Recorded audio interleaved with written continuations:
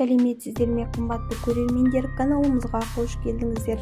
Әлемдегі және Қазақстандағы жаңалықтарды алғашқылар қатарынан біле отырғыңыз келсе, арнадағы подписаться және бір ғана лайк түймелерін баса отыруды ұмытпаңыздар. Ал ендеше бастадым.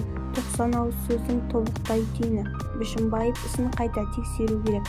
Қазақстандықтардың көпшілігін бір айдан астам уақыт тікелей трансляцияға телмірткен сот отырысына нүкте қойылғанымен, Бишімбаев ісі әлеуметтік желіде күн тәртібінен түспей тұр. Судья 13 мамырда алқабилердің даусын есепке алып үкім шығарды.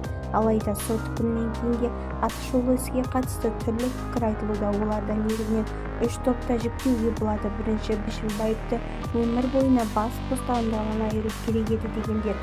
Екінші, Бишімбаев жазасының жартысын өтегеннен кейін қалғанын бәрібір шартты түрде босату жазасына ауыстырып алады дегендер. Ал үшінші, апелляцияға беру туралы айтып жатқандар. Пікірлерді әр алуандағы құқық қорғаушы Сергей Уткиннің айтуынша өте орынды. Әділ сөз қорының заңгері өз ұстанымын қалай дәлелдейді? Бізді тамашалауда жалғастырыңыздар. Сау саламатта болыңыздар.